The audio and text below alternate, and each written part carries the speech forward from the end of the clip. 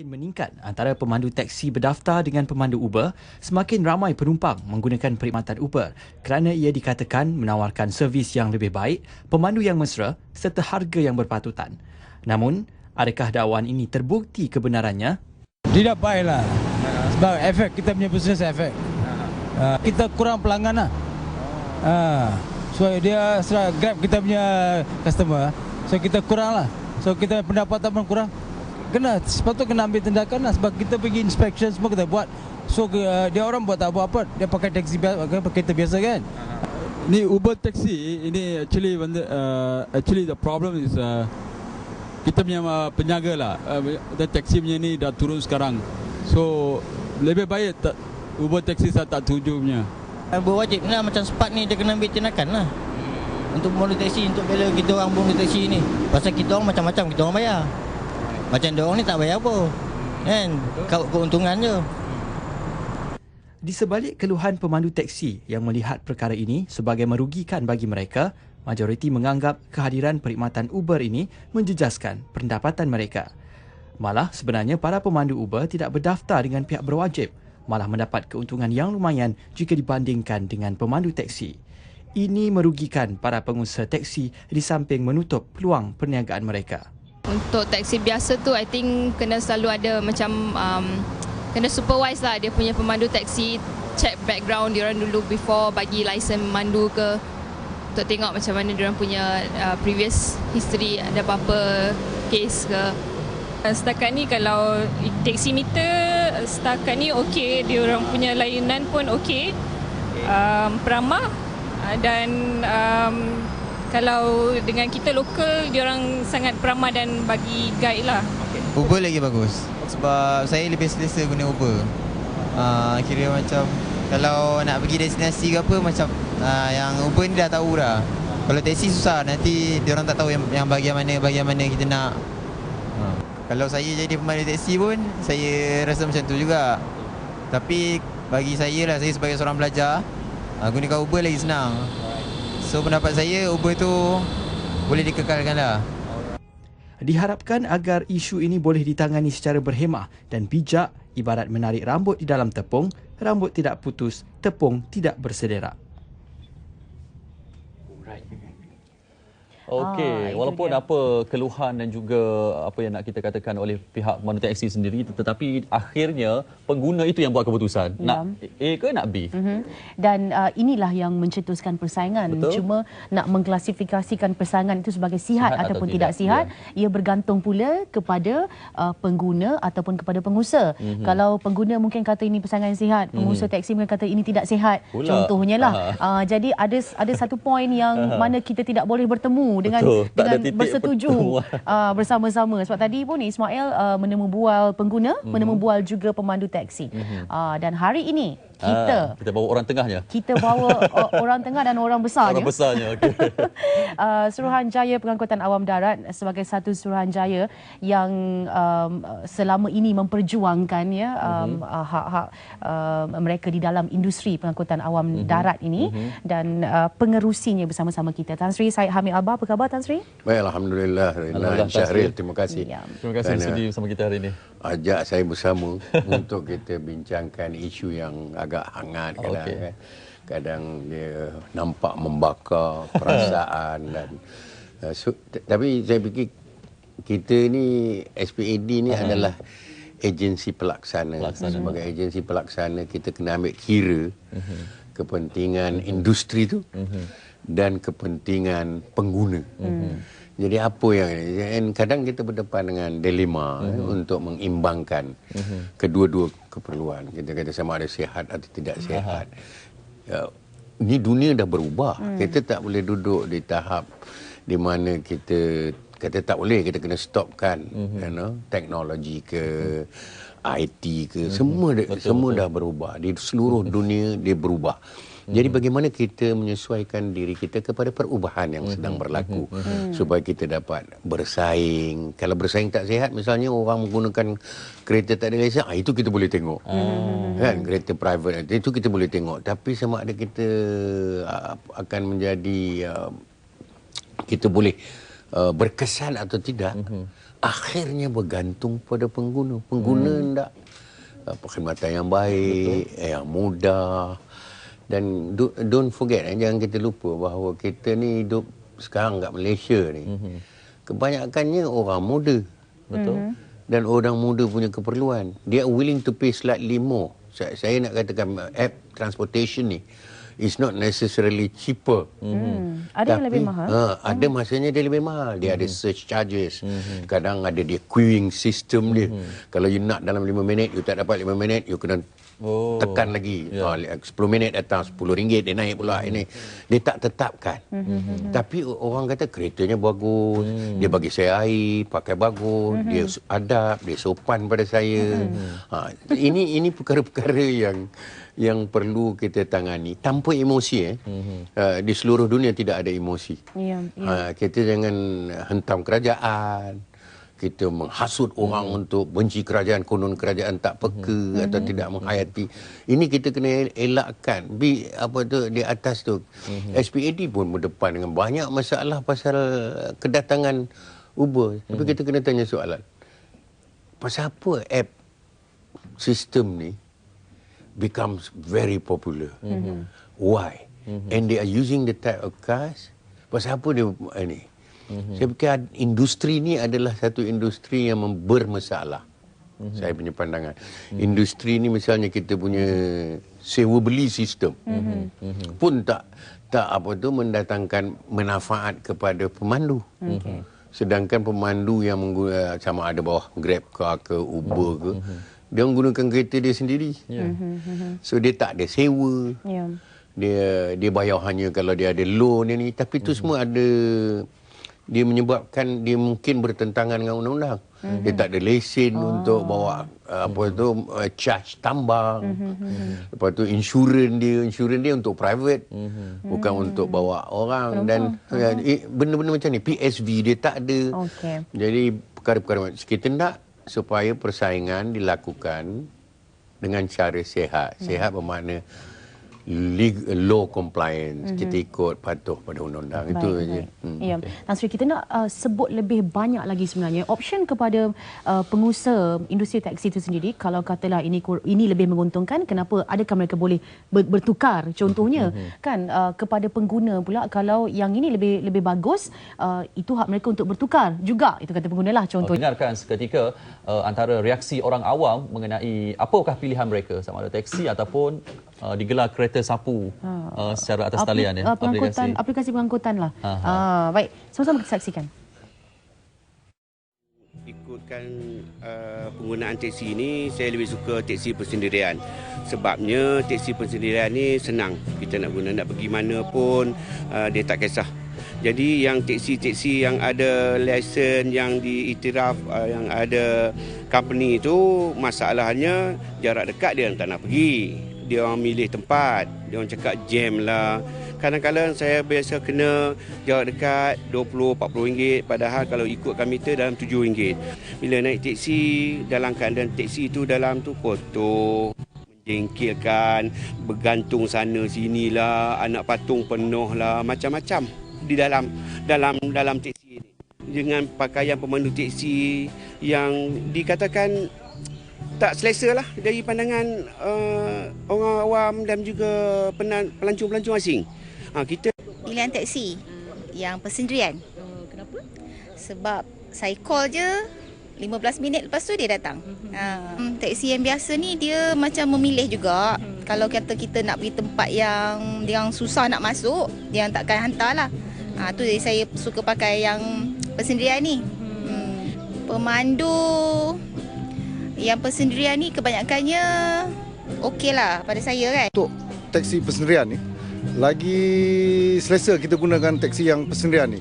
Kerana paling penting adalah masa kita ya. Kita boleh set masa kita sendiri. Di mana kita apabila kita panggil dan dia boleh bagi kita masa, berapa lama dia boleh sampai, dan daripada situ kita boleh set masa kita, dan pada pandangan saya memudahkan lagi perjalanan ataupun kehidupan harian kita dengan menggunakan teksi persendirian ni. Selain daripada keselesaan yang ada pada teksi persendirian ni, contoh cantik, baru, Dan kereta-kereta yang digunakan adalah jenis yang lebih besar daripada teksi-teksi yang lama. Ya. Okey, baik, itu dia pandangan dan juga suara hati ialah rakyat Malaysia yang kami dampakkan secara rawak mengenai ialah pemilihan mereka secara peribadi. Betul. Dan kita nak sambung perbincangan bersama-sama Tan Sri Dr. Syed Amir Albar, pengerusi SPAD. Dan Tan Sri, sebenarnya statusnya bagaimana sekarang ini? Adakah perkhidmatan teksi persendirian ini memang menyalahi undang-undang dan pengguna tidak wajar menggunakannya ataupun macam mana? Saya tengok daripada segi undang-undang, dari segi tafsiran undang-undang, dia tak patut menggunakan.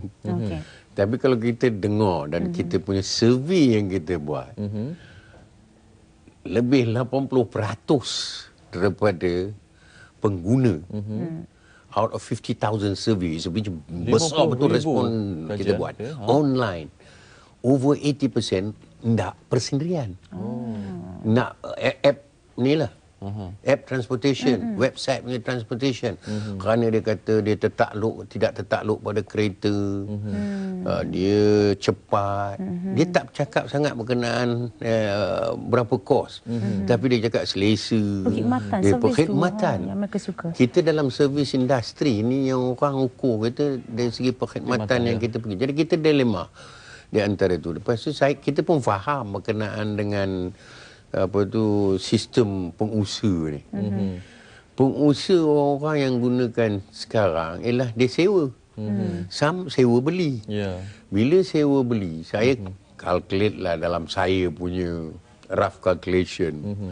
Kalau dia sewa ambil RM50, dia pakai kereta Persona, 6 tahun akan pulang pada dia dapat beli kereta tu. Bukan dapat beli lesen, dapat beli kereta tu. Bermakna kereta Persona yang harganya kurang sedikit daripada RM40,000, di akhirnya dia membayar RM130,000 dekat. Dan dengan dia punya nak bayar dia punya sewa, dia nak kena bayar dia punya itu. Jadi banyak sistem yang kita mempusakai perlu dirombak. Untuk merombak sistem ni bukan mudah. Orang suka perubahan, tapi perubahan ini juga mempunyai resisten daripada mereka yang sudah ada di dalam industri itu. Jadi kita berdepan dengan keadaan yang dilema. Ini semua bukan, jangan salahkan maki hamun pada SPAD atau menghasut orang untuk membuat sesuatu. Biar kita tengok apa dia kita punya pelanggan nak. Dan pelanggan nak sesuatu yang tadi bercakap, dia senang, dia dapat, dia tak ada kerena, tak ada bising. Saya tahu saya bercakap ni, lepas ni saya kena hentam juga.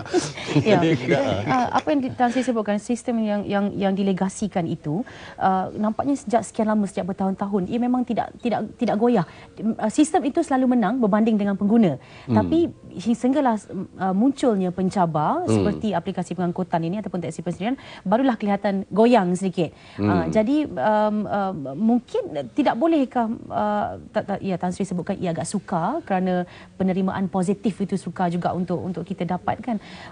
Cuma tidak bolehkah kalau perubahan itu dibuat, kalau katalah pemandu teksi sekarang rasa pemandu teksi persendirian ini lebih menguntungkan, mereka tukar perkhidmatan sedikit-sedikit.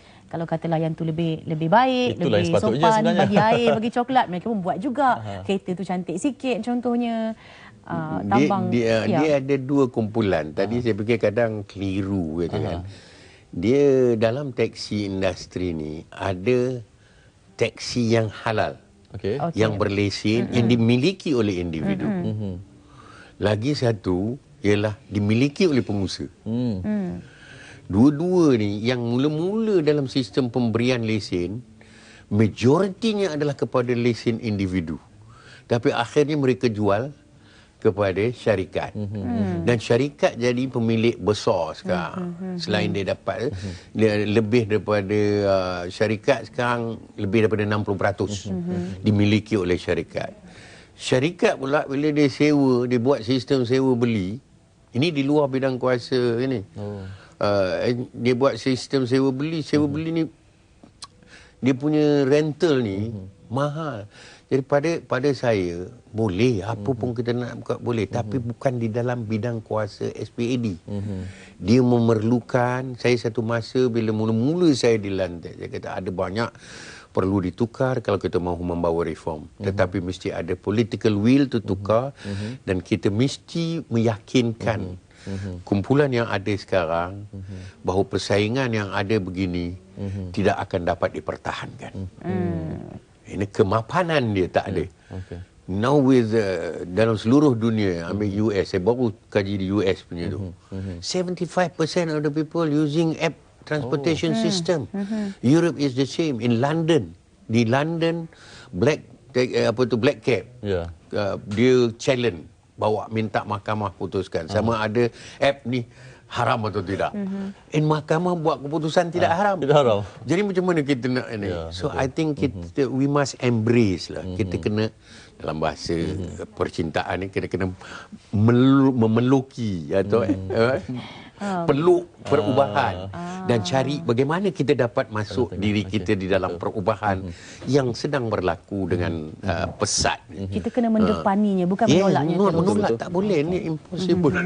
Cuma Tan Sri, pada tahun inilah kita kira untuk menjernihkan keadaan. Saya kira hujung tahun lepas Nancy Shugri sebagai menteri di JPM pun telah mengatakan bahawa satu makmal akan diadakan melibatkan SPAD, pihak kerajaan, NGO dan juga semua pihak berkepentingan. Hasilnya Tan Sri? Hasilnya kita dah habis dia punya lab ni kan. Bila kita habis lab, kita panggil juga yang pihak-pihak yang duduk kritik kita, yang semua marah kita, semua kita panggil. Tapi dia dah keluar mengatakan kita dah buat keputusan. Bila kita bincang aja sudah ada keputusan. Dia tidak bersetuju. In the first saya fikir kita akan datang dengan kita punya recommendation. Tapi recommendation ni labnya kita kena cantumkan dari segi konsep dan application. Kita tak nak konsepnya cantik, tapi bila kita nak apply akan berdepan dengan macam-macam masalah. Jadi kita perlukan kepada dukungan dan sokongan dari tiap-tiap agensi kerajaan dan juga pemimpin-pemimpin kerajaan, pemimpin politik kerajaan, supaya mereka menghayati bahawa ini bukan hak milik SPAD tapi hak milik dan dasar yang kita melaksanakan untuk kerajaan. Tan Sri, adakah Tan Sri melihat situasi ini begini juga? Dia macam kalau di sekolah ada guru disiplin, pelajar nakal, pelajar yang tak nakal. Kalau katalah ada aduan dibuat kepada guru disiplin tentang benda-benda yang menyusahkan lah, dan guru disiplin ambil lah tindakan yang kena pancit tayar tu guru disiplin tadi. Jadi adakah Tan Sri merasakan SPAD berdepan dengan masalah ini sebenarnya? Masalah persepsi awal-awal lagi dah dilabelkan sebagai satu Suruhanjaya, sebagai tangan kerajaan, jadi orang awal-awal lagi sudah menolak. Dia macam ni. Saya biasa jadi cikgu kan. Sebagai guru untuk mendisiplin ialah kerana ada penerimaan daripada anak-anak murid untuk kita. Bila tidak ada penerimaan anak murid, sekolahnya misalnya sekolah liar, susah untuk kita disiplinkan. Saya ambil macam Uber, Grab, Car, Black Lane, Easy Taxi. Dia orang punya pemandu berpuluh ribu gunakan private cars. Kita hanya dapat tangkap 145. Bawa ke mahkamah pasal susah untuk proof. Kalau saya naik kereta Syarif punya kereta, you bawa, because ni semua second job second job. You bawa kereta, lepas tu kita tahan. Tadi saya bawa kawan saya. Dia tak ada ni. And then dia pula orang yang jadi Grab car ke Uber ni, dia ada CCTV tau untuk keselamatan. Dia kira hanya macam Uber ni, kita bayar dengan kredit kad, semua pergi luar negeri. Dia semua masuk ke luar negeri, jadi dia tak generate local economy yang ada ni. Jadi saya berharap sangatlah habis kita buat lab ni atau makmal untuk kita ni, bila kita come out dengan, saya fikir kita kena mengambil sikap terbuka bahawa masa untuk bertukar sudah tiba. Jangan kita resist change. Change will happen. let us try to find untuk kita cari ruang di mana kita boleh menjadi sebahagian daripada perubahan. Jadi daripada kita tertinggal kerana perubahan dan kita akan duduk di belakang dan akhirnya kita akan menderita. Kalau bercakap mengenai perubahan Tan Sri, kalau kita nak harapkan pemandu teksi secara individu nak berubah secara total, saya rasa mungkin agak sukar. Mungkin ada di pihak SPAD sendiri perlu memberikan satu menerajui perubahan terutama dari segi aplikasi untuk teksi ini contohnya. Semua kita buat. Kita ada now DIS, CTSS kita buat.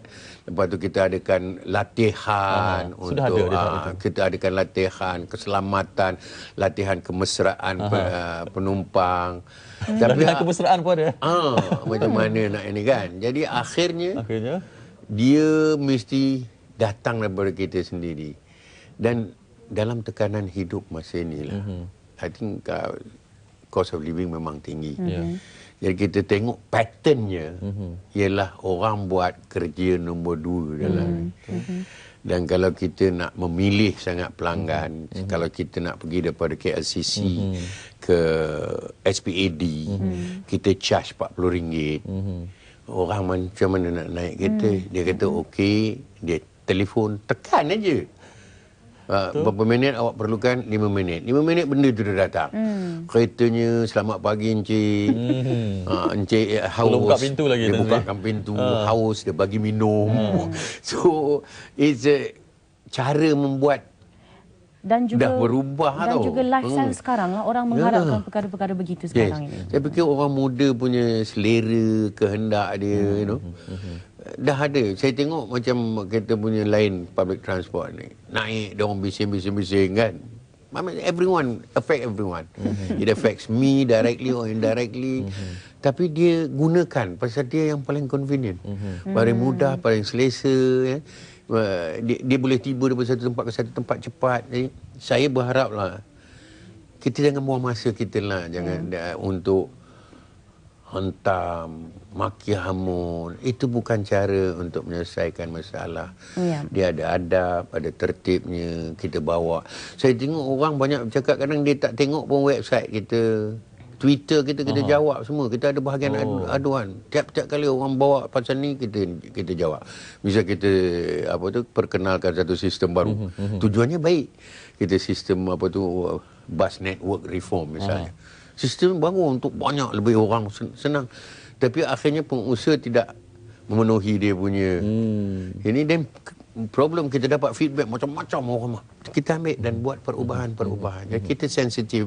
Kita bukan wujud di dalam kelompok bersendirian. Tak boleh. Kita agensi yang perlu sensitif kepada kehendak dan kemahuan orang. Persepsi mengatakan SPAD ditutup mulut, itu semua tak betul. Ada jawapan sebenarnya sentiasa diberikan oleh SPAD. Kena baca lah. Bila ada jawatan, kena baca. Kena baca dan kena dengar. Dan kita ni bukan badan politik. Kita badan pelaksana dasar. Baik. Kita orang kecil aja. Terima kasih Tan Sri. Terima kasih. Ya, mungkin kalau ada perbincangan lanjut lagi dan lebih luas lagi yang kita boleh kupas berkenaan dengan isu taksi dan sebagainya. Kita nantikan keputusan. Agak-agak dalam masa terdekat Tan Sri. Tak lama. Saya fikir dalam bulan ni pasal kita dah habis di end of December tadi. Kita dah habis. Sekarang dia orang tengah buat laporan-laporan yang dia nak. Dalam bulan ni insya-Allah kita nantikan keputusan kabinet mengenai isu itu.